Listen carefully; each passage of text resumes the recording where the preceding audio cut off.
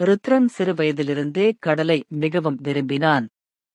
விடுமுறை கிடைக்கும் போதெல்லாம் அவன் கடற்கரைக்கு சென்று அலைகளுடன் விளையாடுவான். அலைகள் கரையை அடைக்கும் போது அவனுக்கு அது வா வா என்று அழைப்பது போல் தோன்றும். ஒருநாள் அவன் கடலில் நீந்திக் கொண்டிருந்தபோது 3 இளைஞர்கள் ஆழத்தில் சிக்கிக் கொண்டனர். அலைகள் அவர்களை இழுத்துச் சென்று கொண்டிருந்தது. உடனே மீட்புக் குழு வந்து அவர்களை காப்பாற்றி அனைவருக்கும் எச்சரிக்கை கூறியது. கடல் அழகானதுதான், ஆனால் அதன் எல்லையை மீறினால் ஆபத்தானதும்தான். அந்த சம்பவம் ருத்ரனின் மனதில் ஆழமாக பதிந்தது.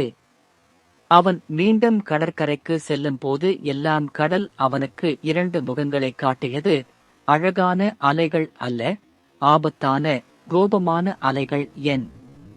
இதைக் கண்டு ருத்ரன் சிந்தனையில் மூழ்கினான். அப்போது அவன் அப்பா வந்து மெதுவாக சொன்னார், நைனா, ஒரு நாணயத்துக்கு 2 பக்கங்கள் இருப்பது போலதான் கடலும் 2 பக்கங்கள் கொண்டது. அது அழகையும் தரும், ஆபத்தையும் தரும். அந்த ஆபத்தை உணர்ந்து எல்லைக்குள்ளே விளையாடினால் கடல் பாதுகாப்பானதும்தான். ருத்ரன் அப்பாவின் அறிவுரையை மனதில் நிறுத்திக் கொண்டான்.